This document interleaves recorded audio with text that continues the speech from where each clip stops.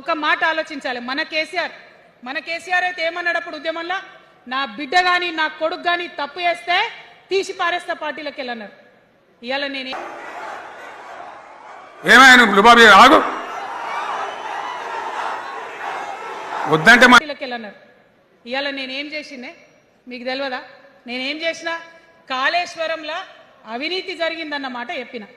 అంటే అవినీతి జరిగిందని చెప్పిన నన్ను బయటేసి అవినీతి చేసిన పందికొక్కుల్ని పక్కన కూర్చోబెట్టుకున్నారు చూడు.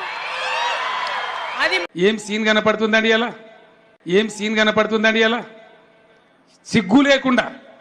మన కేసీఆర్ కాదు, అది మన కేసీఆర్ కాదు కాదు. అరే మళ్ళీ సీఎం పెట్టిరా భయ్, ఎక్కడికెళ్ళి మోపోయినరా మీరు? బుద్ధి లేదా? ఆగో. లేని మరబొమ్మ ఇప్పుడున్న కేసీఆర్ మన కేసీఆర్ కాదు. మన కేసీఆర్ అయితే కళ్ళెత్తి చూసే ధైర్యం ఉండకుంటుండే. కాళ్ళు మొక్కి ఏం చేసినారు మారిన కేసీఆర్ గారు? పంజాబ్ పోయినరు, గుజరాత్ పోయినరు, బీహార్ పోయినరు. మేము మొత్తం రాష్ట్రంలో పీక్ కట్టలు కట్టం, నేషనల్ పార్టీ పెడతామని పోయినరు తప్పితే.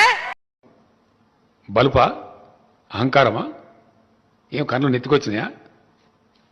ఇంత అహంకారం ఏంది నాకు అర్థం కాదు. తెలంగాణ ప్రజలను పట్టించుకోలేదు.